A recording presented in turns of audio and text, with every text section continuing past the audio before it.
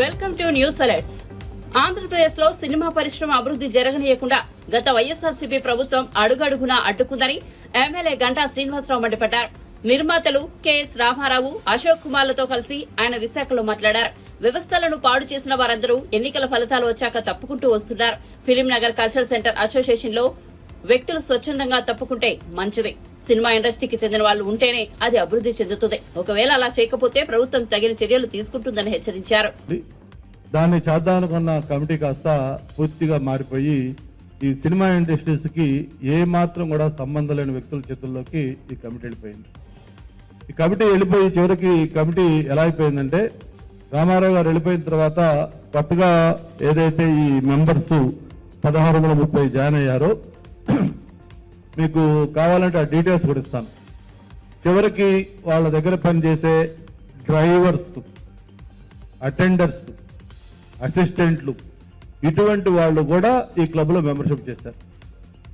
ఏ రోజైతే ఆ 15 ఎకరాల ల్యాండ్ ఇచ్చారో, ఒక మంచి బిల్డింగ్ కట్టి మంచి ట్రైనింగ్ సెంటర్ పెట్టి ఇక్కడ ఒక మంచి క్లబ్ ఫెసిలిటీ డెవలప్ చేద్దాం, ఒక వాల్టర్ క్లబ్ లాంటిది ఉంటే దాంట్లో 30 లక్షల మెంబర్షిప్, గోల్ఫ్ క్లబ్ ఉంటే 20 లక్షల మెంబర్షిప్ ఉంది.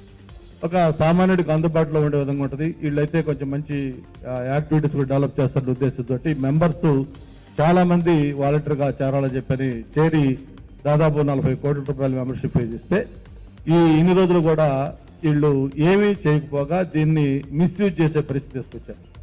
ఇక్కడ తాత్కాలికంగా ఏదో ఈ ప్లేస్ లో పెట్టారు, దీనికి ఏదో ఎన్నో లక్షలు రెంట్లు పే చేస్తా ఉన్నారు.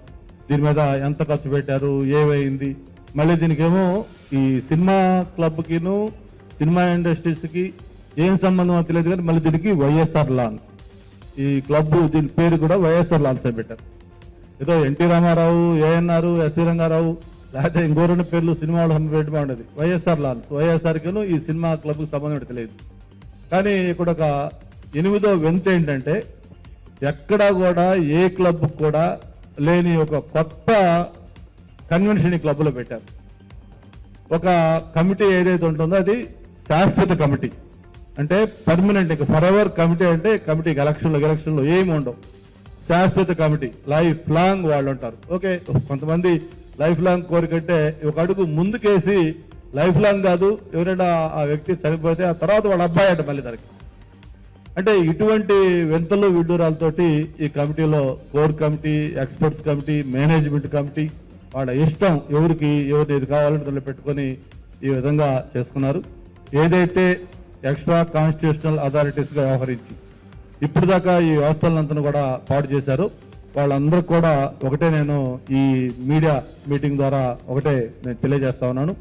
పద్ధతిగా మీ అంతటా మీరు వాలంటరీగా దీని నుంచి ఆంధ్ర క్రికెట్ అసోసియేషన్ కావచ్చు, అలాగే ఈ ఫిల్మ్ కల్చర్ సెంటర్ కావచ్చు, ఇంకా ఎక్కడెక్కడైతే ఇటువంటి వాటిలో మీరు ఇన్వాల్వ్ అయ్యారో ప్రభుత్వం పేరు చెప్పి దుర్వినియోగం చేయడం కోసం అని చెప్పని మీరందరూ వాలంటరీగా మీరు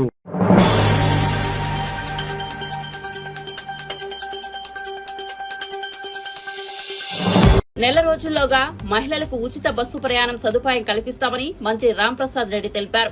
రవాణా, క్రీడల శాఖ మంత్రిగా ఆయన ఆదివారం ఉదయం బాధ్యతలు చేపట్టారు. సచివాలయం 4వ బ్లాక్ లోని ఛాంబర్లో ప్రత్యేక పూజలు చేసిన అనంతరం బాధ్యతలు స్వీకరించారు. తెలంగాణ, కర్ణాటక రాష్ట్రాల్లో అమలవుతున్న ఉచిత బస్సు సౌకర్యంపై సమీక్షించి తమ నిర్ణయం ప్రకటిస్తామన్నారు. ఆర్టీసీకి సంబంధించి ట్రైనింగ్ సెంటర్లపై తొలి సంతకం చేసినట్లు మంత్రి వివరించారు.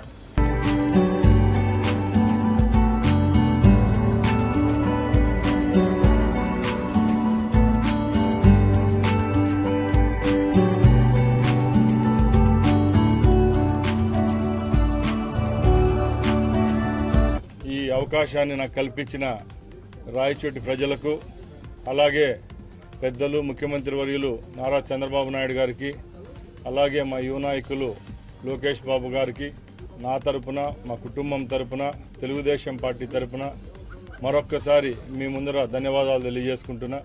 చాలా సంతోషంగా ఉంది. ఈరోజు ఆంధ్రప్రదేశ్ సచివాలయంలో నేను రవాణా, క్రీడా, అలాగే యువజన సర్వీసుల మంత్రిగా బాధ్యత తీసుకోవడం చాలా సంతోషంగా ఉంది. ఏదైతే మా రాయచోటి ప్రజలు నా మీద పెట్టిన నమ్మకంతో శాసనసభకు పంపించారో ఆ నమ్మకాన్ని నిలుపుకుంటూ, అలాగే ఈ రాష్ట్ర మంత్రివర్గంలో గౌరవప్రదమైన 3 శాఖలు కేటాయించిన మా ముఖ్యమంత్రి వర్యులకు ధన్యవాదాలు తెలియజేసుకుంటూ ఏ విధమైన తప్పులు జరగకుండా రాబోయే కాలంలో ఆంధ్ర రాష్ట్ర ప్రజలకు శక్తి ఉన్నంత వరకు సేవ చేసేదానికి శాఖాపరంగా వ్యక్తిగతంగా కట్టుబడి మనస్ఫూర్తిగా ఆ దైవ సాక్షిగా ఇక్కడ బాధ్యతలు చేపడుతున్నా. ఈరోజు మొట్టమొదటి సంతకం నేను మా ఆర్టీసీకి సంబంధించిన ట్రైనింగ్ సెంటర్లపై పెట్టడం జరిగింది. రాష్ట్రంలో ఏ విధమైన చర్యలు తీసుకుంటే భద్రతాపరమైన యాక్సిడెంట్ల పరమైన ఏ విధమైన కార్యక్రమాలు చేపట్టినా రాష్ట్ర ప్రజలకు మంచి చేకూరే విధంగా ప్రమాదాల నివారణకు, అలాగే రేపు రాబోయే కాలంలో ఆంధ్రప్రదేశ్ ప్రభుత్వం ప్రవేశపెట్టిన మహిళామూర్తులకు ఉచిత బస్సు సౌకర్యాన్ని కల్పించే విధంగా మేము ఈరోజు ఈ బాధ్యత తీసుకోవడం జరిగింది. తప్పకుండా మా ప్రభుత్వం హామీ ఇచ్చిన విధంగా ఆంధ్ర రాష్ట్రంలో మహిళామూర్తులందరికీ రాబోయే 5 సంవత్సరాలు ఆర్టీసీలో ప్రయాణం ఫ్రీగా ఇచ్చే విధంగా మేము చర్యలు తీసుకుంటాం. అలాగే ఈ రాష్ట్రంలో స్పోర్ట్స్ పరంగా ఎందరో పేదవాళ్ళు ఉన్నారు. ఆ కుటుంబాలందరికీ క్రీడను చేరువ చేసే విధంగా కూడా ఈ రాష్ట్ర ప్రభుత్వం తరపున ఒక క్రీడా మంత్రిగా నేను బాధ్యత తీసుకుంటున్నా. నేను గత 2 రోజుల నుంచి చెప్తున్నా, మన పొరుగు రాష్ట్రాలైన తెలంగాణ మరియు కర్ణాటకలో ఆ రాష్ట్ర ప్రభుత్వాలు ఉచిత సర్వీస్ మహిళలకు ఇస్తున్నాయి. మన రాష్ట్రంలో ఆ కార్యక్రమాన్ని ప్రవేశపెట్టే రోజుకు ఏ విధమైన పొరపాట్లు లేకుండా పక్క రాష్ట్రాల్లో ఏమన్నా పొరపాట్లు దొల్లింటే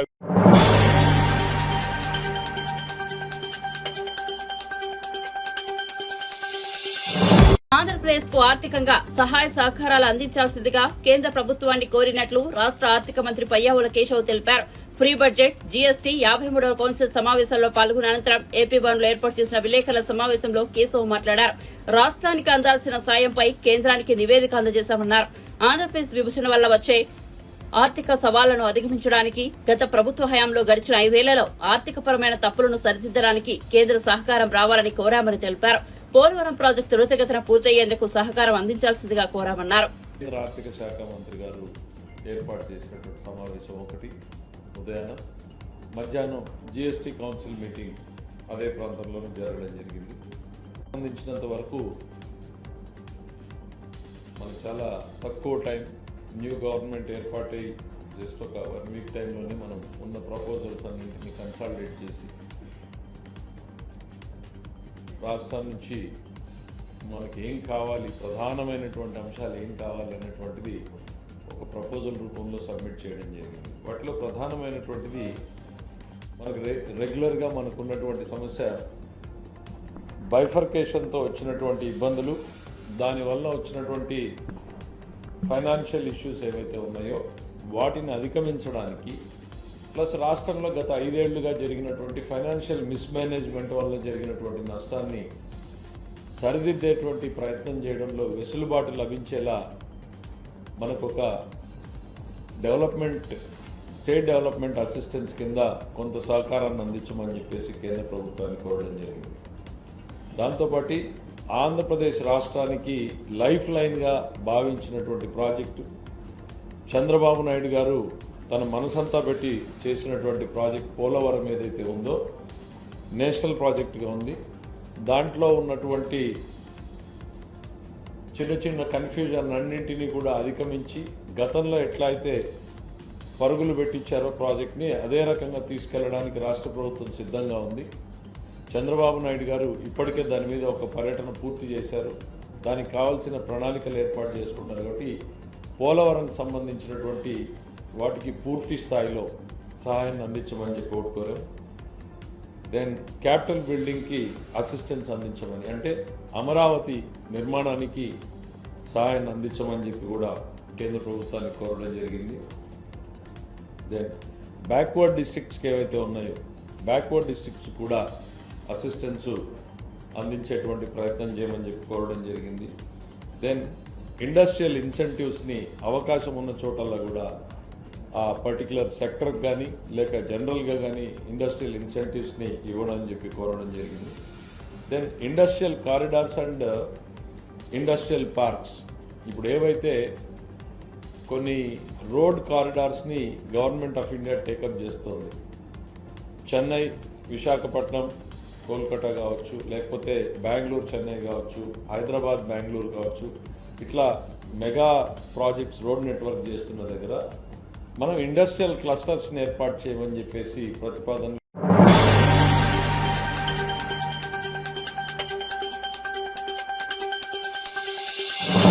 ఎన్నికల్లో వైఎస్ఆర్సీపీ ఘోర ఓటమిపై గురజాల మాజీ ఎమ్మెల్యే కాసు మహేష్ రెడ్డి నిర్వేదం వ్యక్తం చేశారు. తమ ప్రభుత్వం తీసుకున్న కొన్ని నిర్ణయాలే దీనికి కారణమన్నారు. ఈ మేరకు ఆయన ఓ వీడియో విడుదల చేశారు. మద్యం పాలసీని మార్చాలని సజ్జల రామకృష్ణారెడ్డి విజయసాయిరెడ్డికి చెప్పినా ఫలితం లేకపోతే మద్యం తాగే వాళ్లు మాకు ఓటేలేదు. పార్టీలోని కొంతమంది నేతల నోటు దురుసు కూడా ఓటమి కారణం. టీడీపీ నుంచి వైఎస్ఆర్సీపీలకు వచ్చిన చంద్రబాబును బూతులు తిట్టారు. అలాంటి అవమానాలే చంద్రబాబుతో పాటు టీడీపీ శ్రేణుల్లో కసిని పెంచాయి. మా ప్రభుత్వంలో జరిగిన తప్పులను సమీక్షించుకుంటామని కాసు మహేష్ రెడ్డి పేర్కొన్నారు. గడిచిన 2 వారాల నుంచి అనేక మంది నాయకులు కార్యకర్తలు వస్తున్నారు, కలుస్తున్నారు. పార్టీ ఎందుకు ఓడిపోయిందని తరచూ అడుగుతూనే ఉన్నారు. లిక్కర్లో ప్రభుత్వానికి చెడ్డ పేరు వచ్చింది అనేది వాస్తవం. అనేక సార్లు మేము సజ్జల గారికి కానీ విజయసాయిరెడ్డి గారికి కానీ చెప్పడం జరిగింది, చెడ్డ పేరు వస్తుంది, దీన్ని మనం అధిగమించాలి అని. దురదృష్టకరం చర్యలు లేకపోవటం, మరి దాని పర్యవసానం ఈ రోజున అనేక మంది కాదు, దాదాపు 20-25% మంది రోజు ఈ లిక్కరు తాగేవాళ్ళు ఉంటారు. ముఖ్యంగా సన్నకారులు, అలాగే శాండ్ మీద ఆధారపడే వాళ్ళు, మరి ఎవరైతే కార్మికులు ఉన్నారో వాళ్ళు కూడా శాండ్ పాలసీ బాలేదు, వాళ్ళకి ఇంకా మెరుగైన పాలసీ కావాలని వాళ్ళు ఓట్లు వేశారనేది కూడా మనం నమ్మాల్సి వస్తుంది. ఇలా కార్మిక సంఘాల్లో మరీ ముఖ్యంగా ఎస్సీ, ఎస్టీ, బీసీ మైనారిటీలో లిక్కర్ ఒకటి, శాండ్ ఒకటి మనల్ని దెబ్బకొట్టుంటాయి. ఈరోజు మళ్ళీ చంద్రబాబు నాయుడు గారు గెలవడానికి కారణం ఒకటి, అదే అవమానం. గుర్తుపెట్టుకోండి, అవమానం. ఈ అవమానం అనేది సామాన్యమైన విషయం కాదు. అవమానమే మనిషిలో కసి పెంచుతుంది, ఆయుధాలను పెంచుతుంది, మనిషి పోరాట పటిమను పెంచుతుంది. చరిత్రలో మహాభారతాలు, రామాయణం చదివి పెరిగిన వాళ్ళం మనం. ఆ రోజు కూడా నిండు సభలో పాండవులకు అవమానం జరిగితే పోయి యుద్ధం చేసి యుద్ధంలో రాజ్యాన్ని గెలుచుకున్నారు. అలాగే శ్రీరాముడు కూడా అవమానిస్తే సీతమ్మను ఎత్తుకెళ్లి జైత్రయాత్ర చేసి మళ్ళీ సీతమ్మను తెచ్చుకున్నాడు శ్రీరామచంద్రుడు. నేను ఆ దేవుళ్లతో పోల్చట్లా, చరిత్ర చెప్తున్నానంతే. జగన్మోహన్ రెడ్డి గారిని కాంగ్రెస్ పార్టీ తీవ్రమైన అవమానాలు చేసి రాజశేఖర రెడ్డి గారి కుటుంబాన్ని, చివరికి జగన్మోహన్ రెడ్డి గారిని జైల్లో పెడితే కార్యకర్తల్లో కసి పెరిగింది, నాయకుల్లో కసి పెరిగింది, పట్టుదల పెరిగింది. నిరూపించుకోవాలనుకున్నాడు, నిరూపించుకున్నాడు. మరి అలాగే గడిచిన 2-3 సంవత్సరాలు కొంతమంది, నేను అందన్నట్ల కొంతమంది వైఎస్ఆర్సీపీ నాయకులు వాళ్ళు మాట్లాడే విధానం, తెలుగుదేశం నాయకుల్ని ముఖ్యంగా చంద్రబాబు నాయుడు గారిని అవమానించే మాటలు మాట్లాడటం, బహుశా ఆయన జైల్లో పెట్టడం కూడా ఒక అవమానంగా తెలుగుదేశం క్యాడర్ భావించుంటుంది. కసి పెరిగింది, పట్టుదలగా పనిచేశారు. ఈరోజు పర్యవసానం మనం చూస్తున్నాం. కనుక ఏదైతే అవమానం అనేది ఉందో అది ఎప్పుడు ఎవరికి జరిగినా అవతల వాడు కష్టపడి పనిచేస్తాడు. ఈరోజు వైఎస్ఆర్సీపీ పార్టీని కూల్చేశారు. అది చట్టానికి వ్యతిరేకమా, చట్టపరంగా చేసుండొచ్చు, ఇంత హడావుడిగా చేయాల్సిన అవసరం లేదు. ఒక ప్రతిపక్ష పాత్ర తప్పకుండా జగన్మోహన్ రెడ్డి గారి నాయకత్వం.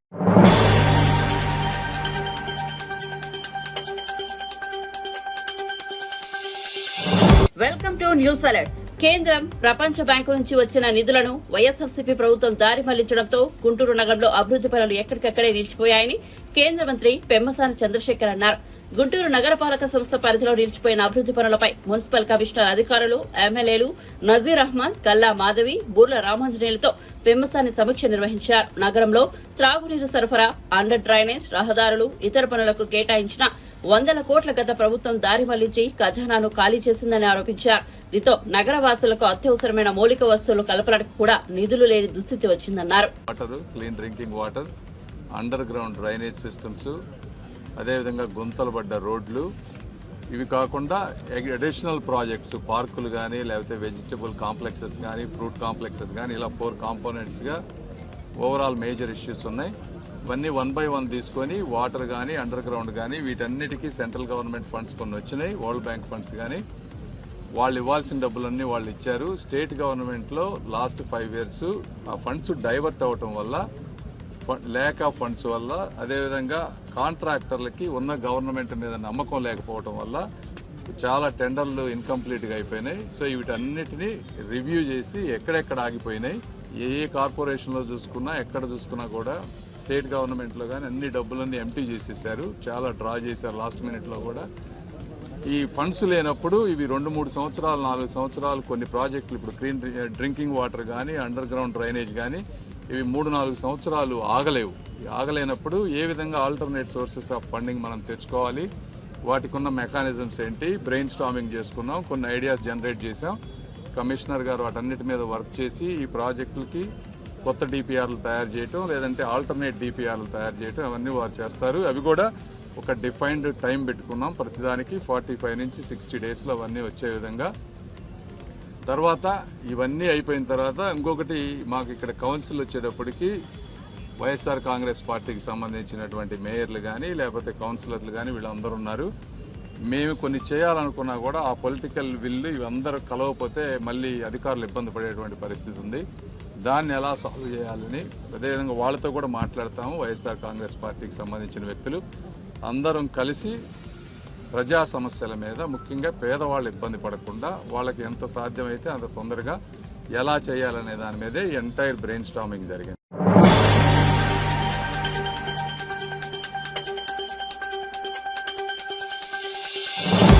విద్యుత్ కొనుగోలు ఒప్పందాల వ్యవహారంలో నిజాలే నిగ్గు తేలాలంటూ జస్టిస్ ఎల్ నరసింహారెడ్డి కమిషన్ అన్ని కోణాల్లో సమగ్ర విచారణ చేపట్టాలని, ఈ క్రమంలో నాడు ఛత్తీస్గఢ్ సీఎం రమణ్ సింగ్ కు నోటీసులు ఇచ్చి విచారణకు పిలవాలని విద్యుత్ శాఖ మాజీ మంత్రి జగదీష్ రెడ్డి అన్నారు. విద్యుత్ కొనుగోలు ఒప్పందాల్లో ప్రత్యేకించి సబ్ క్రిటికల్, సూపర్ క్రిటికల్ అంశాలపై వాస్తవాలు తేలాలంటే కేంద్ర ప్రభుత్వ అధికారులు, నాటి కేంద్ర మంత్రుల నుంచి కూడా సమగ్ర సమాచారం సేకరించాల్సిన అవసరం ఉన్నదనే విషయాన్ని కమిషన్ కు సూచిస్తున్నారని చెప్పారు.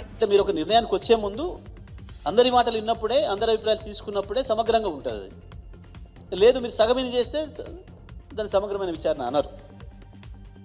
కాబట్టి నేను వారికి ఆ విషయాన్ని కూడా గుర్తు చేయదలుచుకున్నాను. Right, thank you.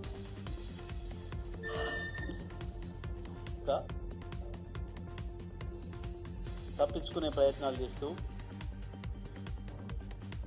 వాయిదాల మీద వాయిదాలు వేసుకుంటూ, చివరికి దేవుళ్ళ పైన ప్రమాణం చేసి కూడా వాయిదా తీసుకొని మళ్ళీ తప్పించుకోవడానికి ఇచ్చిన హామీలను నెరవేర్చలేక తప్పించుకునే ప్రయత్నాలు చేస్తూ, వాయిదాల మీద వాయిదాలు వేసుకుంటూ, చివరికి దేవుళ్ళ పైన ప్రమాణం చేసి కూడా వాయిదా తీసుకొని మళ్ళీ తప్పించుకోవడానికి ఇవాళ క్యాబినెట్ సబ్ కమిటీ ఏర్పాటు చేసినామని ఇంకోటని చెప్పి డ్రామాలు చేస్తూ ఉంది. మేము ప్రభుత్వాన్ని డిమాండ్ చేస్తూ ఉన్నాం, తెలంగాణ రైతుల తరఫున ఎట్టి పరిస్థితులలో కూడా రైతు బంధు కార్యక్రమాన్ని ఆపడానికి వీల్లేదు. మీరు ఇస్తానన్న రైతు భరోసా ఎకరానికి 15,000 ఇస్తానని చెప్పింది ఏదైతే ఉందో, ఇప్పటికే మాట తప్పి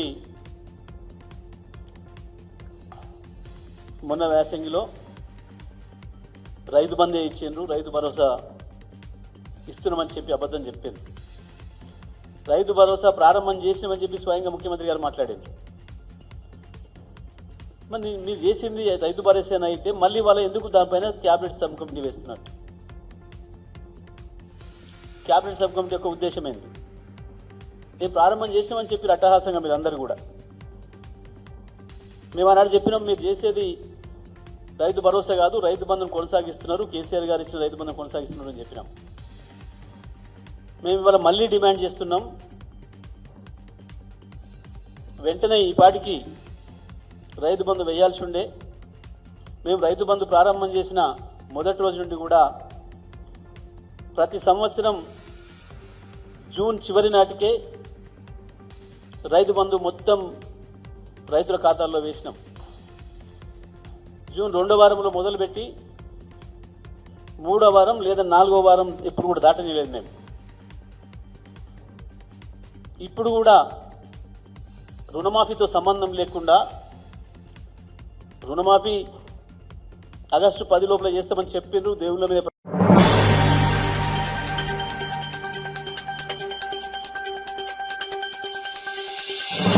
చట్టాన్ని లెక్క చేయకుండా ఏపీలో ప్రభుత్వం పనిచేస్తోందని, హైకోర్టు ఆదేశాలను ఖాతరు చేయకుండా వైఎస్సార్సీపీ కార్యాలయాన్ని కూల్చేశారని మాజీ ఏఏజీ సీనియర్ న్యాయవాది పొన్నవోలు సుధాకర్ రెడ్డి మండిపడ్డారు. శనివారం ఆయన హైదరాబాద్ లో మీడియా సమావేశంలో మాట్లాడుతూ గుర్తింపు పొందిన పార్టీలకు ఆఫీసులు కట్టుకోవడానికి చంద్రబాబే 340 జీవో తీసుకొచ్చారన్నారు. పాలకులు మారచ్చు, కానీ చట్టం మారదు. న్యాయ వ్యవస్థ ఆదేశాలను తుంగలు తొక్కారని పొన్నవోలు సుధాకర్ రెడ్డి ధ్వజమెత్తారు. డెమాలిష్ చేయబోవటం లేదు. we proceed as per due process of law అని వారు చెప్పారు. చెప్పిన మాట గౌరవ న్యాయస్థానం రికార్డ్ చేసింది. Due process of law follow కమ్మని చాలా స్పష్టంగా నిర్దేశించడం అయింది. డ్యూ ప్రాసెస్ అంటే ఏంది అనేది మీకు చెప్తున్నాను. సెక్షన్ 114 ప్రకారం 108 ప్రకారం తీసుకోవాలి మేము. 114 ఇల్లీగల్ కన్స్ట్రక్షన్స్కి ఉంటే పర్మిషన్ తీసుకోకుండా ఉంటే మీరు నోటీస్ ఇవ్వాల్సినటువంటి హక్కు మీకు ఉంది, కాదని చెప్పడం లేదు.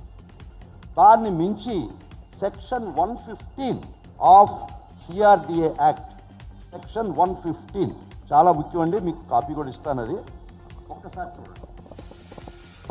సెక్షన్ 115 ప్రకారం మీరు ఏం చేయాలంటే మాకు ప్రొవిజనల్ ఆర్డర్ కాపీ సర్వ్ చేశారు, దాని మీద కోర్టుకు పోయినాం.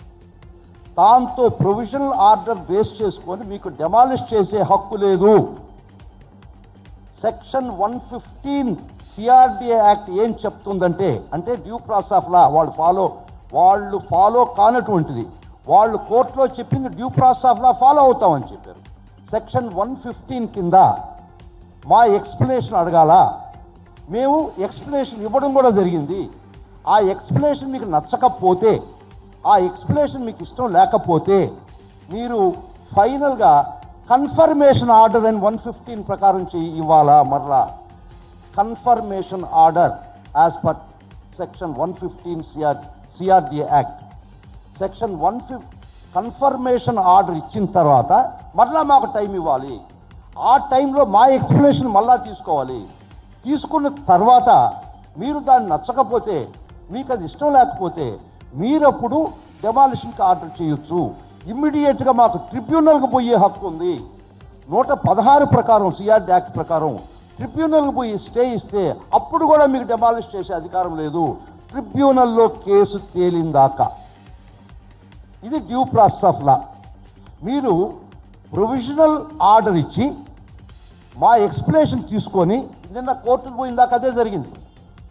మీకు ఇష్టం మీకు నచ్చకపోతే, మీరు సాటిస్ఫై కాకపోతే ఫైనల్ కన్ఫర్మేషన్ ఆర్డర్ ఇవ్వాలి as per section 115 CRDA act. ఇచ్చిన తర్వాత మళ్ళా మాకు టైం ఇవ్వాలి. మా ఎక్స్ప్లెనేషన్ మళ్ళా మీరు కోరుకోవాలి. మా ఎక్స్ప్లెనేషన్ ఇచ్చిన తర్వాత అప్పుడు కూడా సాటిస్ఫై కాకపోతే అప్పుడు మాత్రమే డెమాలిషన్ ఇవ్వాలా.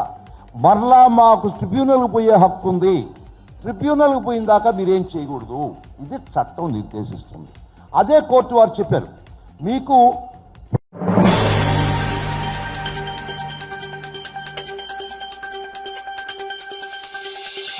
గత వైఎస్సార్సీపీ ప్రభుత్వంలో తనకు ఎదురైన భయానక అనుభవాలను ఏపీ ప్రభుత్వ ఉద్యోగ, ఉపాధ్యాయ, కార్మిక, పెన్షనర్ల సంఘాల JAC chairman K R Suryanarayana media ముందుకు వచ్చి వివరించారు. ఏ కేసు పెట్టారో కూడా తెలియజేయకుండా విచారణ పేరిట తనను, తన కుటుంబాన్ని వేధించారని ఆరోపించారు. పోలీసులు తన భార్య మెడలోని నల్లపూసల గొలుసు తీసేయించి హేయంగా వ్యవహరించారని ఆవేదన వ్యక్తం చేశారు. గత ప్రభుత్వ హయాంలో తన ఇంటి చుట్టూ వందల సంఖ్యలో పోలీసులు మోహరించేవారని, హైదరాబాద్ లోని తమ చుట్టాల ఇంటికి వెళ్లి వాళ్లను కూడా బెంబేలెత్తించేవాళ్లని వివరించారు. పోలీసుల్ని అర్ధ గంటలో మా అసోసియేషన్ ఆఫీస్ చుట్టూ, మా ఇంటి చుట్టూ మోహరించారు. నేను వారికి దొరకకుండా వెళ్ళిపోయానని నా డ్రైవర్ని అనిల్ కుమార్ అనే నా డ్రైవర్ని పట్టుకు వెళ్ళి విజయవాడలో 4 పోలీస్ స్టేషన్స్, మొట్టమొదట లెనిన్ సెంటర్లో ఉన్న పోలీస్ స్టేషను, తర్వాత పశురాశ్రమ దగ్గర ఉన్న పోలీస్ స్టేషను, ఆటోనగర్లో ఉన్న పోలీస్ స్టేషన్కి తిప్పి అతన్ని నానా హింస పెట్టి కొట్టి, బట్టలు ఇప్పదీసి కొట్టి, అతన్ని కొడుతూ నన్ను ఎక్కడ దింపావు మీ సార్ నేను అడిగితే నాకు తెలియదంటే అతనికి నా కారు చంద్రబాబు నాయుడు గారి ఇంటికి వెళ్ళినటువంటి ఫుటేజ్ని చూపించి, ఇదిగో చంద్రబాబు నాయుడు గారి ఇంటి దగ్గర దింపావు, అక్కడి నుంచి ఎక్కడికి తీసుకెళ్ళావు అని చెప్పి అతన్ని కొడితే, ఆ కొడుతున్నటువంటి సమయంలో ఏసీపీ భాస్కర్ రావు ఫోన్కి సజ్జల సార్ అనే పేరుతో కాల్ రావటం, దొరికాడా చెప్పాడా, ఆ సూర్యనారాయణ ఎక్కడున్నాడా దొరికాడా అని ఆయన అడగటం, లేదు సార్ అని మీరు చెప్తే, దొరికితే నన్ను క్షమించాలి ఈ పదప్రయోగం చేస్తున్నందుకు, ఏసేండి ఆ లంజా కొడుకుని అనే మాట సజ్జల రామకృష్ణారెడ్డి అన్నట్టుగా స్పీకర్ ఫోన్లో మా డ్రైవర్ విన్నాడు.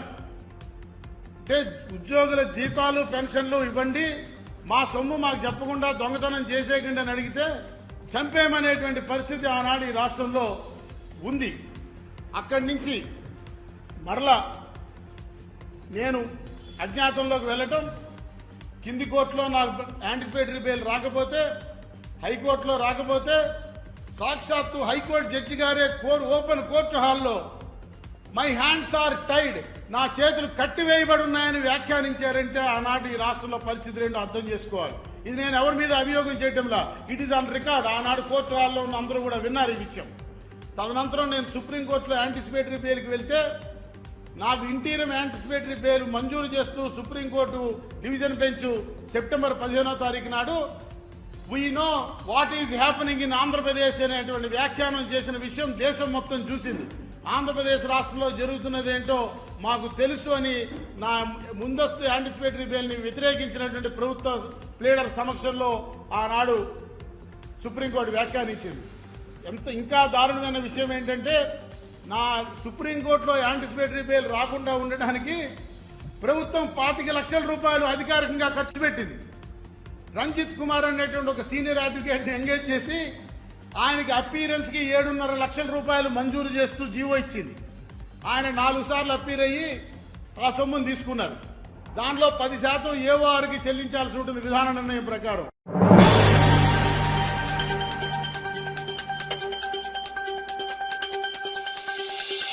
వైఎస్సార్ కాంగ్రెస్ పార్టీ కార్యాలయాలకు ప్రభుత్వ భూములు బదలాయించారన్న ఆరోపణలో నిజం లేదని మాజీ ఎమ్మెల్యే టీజేఆర్ సుధాకర్ బాబు స్పష్టం చేశారు. రాజకీయ పార్టీలకు భూముల కేటాయింపులకు ఆద్యుడు సీఎం చంద్రబాబేనని, ఆ మేరకు జీవోలిచ్చింది ఆయన ప్రభుత్వేనని గుర్తు చేశారు. అదే విధానాన్ని తర్వాత ప్రభుత్వం కొనసాగించడంలో తప్పేముందని ప్రశ్నించారు. తాడేపల్లిలోని వైఎస్సార్సీపీ కేంద్ర కార్యాలయంలో ఆయన విలేకరులతో మాట్లాడారు.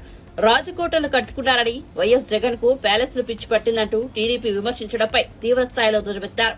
తాము కట్టినవి ప్యాలెస్లైతే టీడీపీ నిర్మించినవి ఏమిటని నిలదీశారు. మీ ముందుకు తెచ్చాము అంటే మేము రాజకోటలు కట్టుకున్నాము, మేము భవనాలను కట్టుకున్నాము, జగన్మోహన్ రెడ్డికి ప్యాలెస్లు పిచ్చబట్టింది, జగన్మోహన్ రెడ్డి పెద్ద పెద్ద భవనాలు నిర్మాణాలు చేసుకున్నారని జగన్మోహన్ రెడ్డి గారిని వారు విమర్శిస్తున్నారు. కాబట్టి ఈ భవన నిర్మాణం 1997లో భూ బదలాయింపు జరిగింది. ఆ భూమి మీద ఈ భవన నిర్మాణం జరిగింది. ఇప్పుడు ఇది ప్యాలెసా, సుందరమైన భవనమా, మీరే చెప్పాలి. ఇదే కాదు, ఇంకా కొన్ని విశేషాలను మేము ముందుకు తీసుకురావాలని ఈ రోజున మా ప్రయత్నం. ఇకపోతే కొన్ని జీవోలు నారా చంద్రబాబు నాయుడు గారే ఇచ్చారు.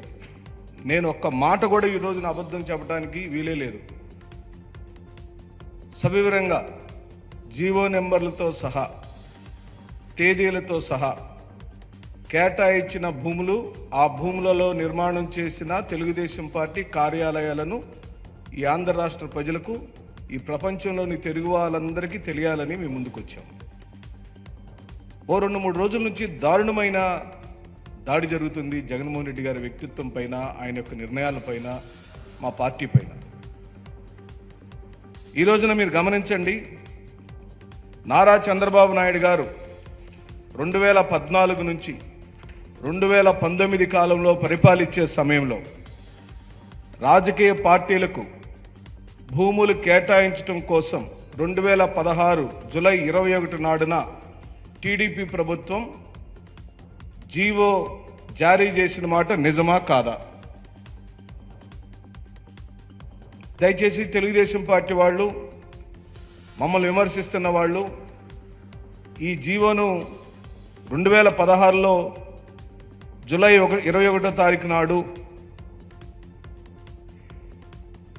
మీ పార్టీయే, మీ ప్రభుత్వమే ఇచ్చిన మాట నిజమే కాదా? ఇది ఆ జీవో.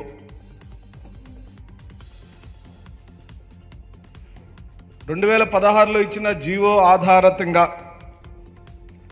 మంగళగిరిలో survey number 392/1, 392/3, 392/4, 392/8, 392/9, 392/10 Atmakur village Mangalagiri మండలం జీవో నెంబర్ 228 22వ తారీఖు